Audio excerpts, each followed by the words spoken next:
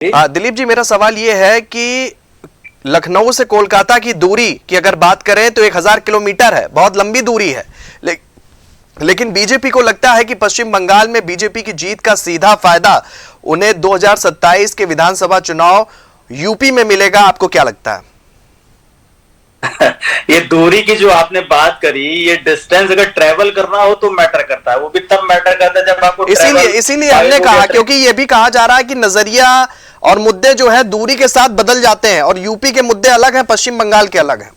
Definitely इसमें कोई दो राय नहीं है कि दोनों स्टेट्स के मुद्दे अलग हैं, ज्योग्राफी अलग है, माइंडसेट अलग है, वोटर अलग है, जरूरतें अलग हैं जी। लेकिन पश्चिम बंगाल में जिस तरीके से हिंदुत्व का झंडा लहराया है या हिंदुत्व की जीत हुई है, उस चीज के लिए उत्तर प्रदेश पहले से जाना जाता है और उत्तर प्रदेश में हिंदुत्व की राजनीति प्रबल चरम पे है। ये पिछले 2 बार से हम देख रहे हैं, 1 डिकेड से हम यही बात देख रहे हैं और योगी जी को हिंदुत्व का प्रबल चेहरा माना जाता है, भारतीय जनता पार्टी को हिंदुत्व की पार्टी मानी जाती है। जब ये हिंदुत्व का डंका बंगाल जैसे स्टेट में, जहां पर ममता दीदी जैसे सशक्त दावेदार थी, एक मजबूत अपोनेंट था और दशकों से ममता बनर्जी का वहां पर राज चल रहा था, टीएमसी की वहां पर गुंडागर्दी चल रही थी, जब उसके ऊपर हिंदुत्व की भावनाएं हावी हो गई हैं तो वो भावनाएं उत्तर प्रदेश में प्रभावित नहीं करेंगी, इस पर कोई सवाल ही नहीं है। और वहां की जीत यहां असर नहीं डालेगी, इस पर कोई सवाल ही नहीं है। यहां पर वो मुद्दे, जिन मुद्दों पर बंगाल में भारतीय जनता पार्टी को जीत मिली है, उन मुद्दों पर उत्तर प्रदेश में जीत ऑलरेडी सुनिश्चित रही है।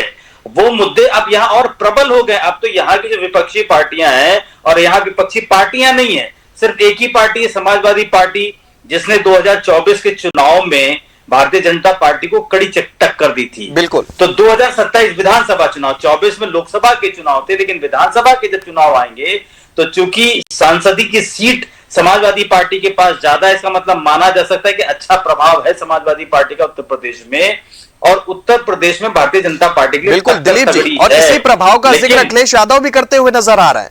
वो कह रहे हैं कि नतीजे कुछ भी होंगे लेकिन यूपी की भौगोलिक परिस्थिति और राजनीतिक परिस्थिति में जमीन आसमान का अंतर है और इसका फायदा हमें 2027 के विधानसभा चुनाव में मिलेगा। प्रेस कॉन्फ्रेंस में आज बोल रहे हैं।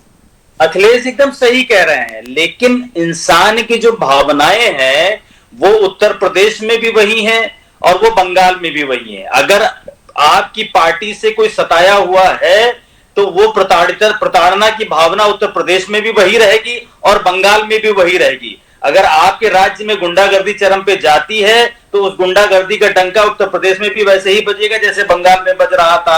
आदमी उन बातों से परेशान है। देखिए, भाषाएं अलग अलग हो सकती हैं लेकिन भावनाएं हर जगह एक ही होती हैं, और भावनाएं अगर आहत होंगी तो वो भावनाएं आपके खिलाफ चली जाएंगी वोट के रूप में। दिलीप जी, एक सवाल और इसमें ऐड करता हूं। एक और बड़ा फैक्टर निकलकर सामने आ रहा है।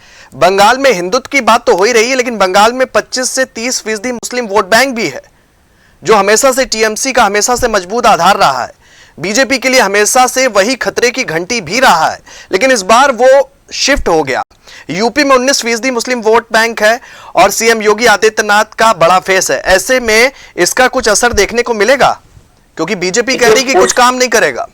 उस मुस्लिम वोटिंग परसेंटेज की जिसकी आप बात कर रहे हैं, उसमें सिया समुदाय के लोग भी आते हैं जो भारतीय जनता पार्टी के फेवर में रहते हैं। उसमें पसमानदा समाज का भी बहुत बड़ा हिस्सा है जो पूरी तरीके से भारतीय जनता पार्टी के फेवर में रहता है। हर मुसलमान भारतीय जनता पार्टी के खिलाफ नहीं है, ये समाजवादी पार्टी भी जानती है, कांग्रेस भी जानती है और भारतीय जनता पार्टी भी जानती है। क्योंकि हिंदू मुस्लिम एक कॉमन टर्मिनोलॉजी है, इसलिए हम इसको हमेशा विरोधाभास के रूप में देखते हैं। लेकिन अगर आप सपोर्ट के रूप में देखें तो सिया समुदाय भाजपा के फेवर में रहता है। पसमानदा समाज या पसमानदा की इक्विवेलेंट जितना भी समाज है मुस्लिम समुदाय का, वो भाजपा के फेवर में रहता है और भाजपा अंदर ही अंदर इन समुदाय के लिए बहुत अच्छा काम भी कर रही है, इन समुदायों को बहुत फायदा भी पहुंचा रही है और वो फायदा भारतीय जनता पार्टी को वोट के रूप में परिवर्तित होकर मिल भी रहा है। समाजवादी पार्टी को यह समझने की जरूरत है कि सिर्फ मुसलमान का गाना गा करके वो मुसलमान वोट बैंक अपने फेवर में नहीं कर सकते। उनको ये बताना पड़ेगा कि जब उनकी सरकार उत्तर प्रदेश में थी तो उन्होंने मुसलमानों का इन जनरल कितना भला किया, चंद लोगों का नहीं। चंद लोगों का भला तो हर पार्टी में हर जाति के आदमी का होता है, लेकिन समाज का भला तब माना जाता है जब समाज के हर तबके को वो भला मिले। तो मुस्लिम समाज को समाजवादी पार्टी की तरफ से ऐसा कौन सा फायदा मिला था जब उनकी सरकार थी?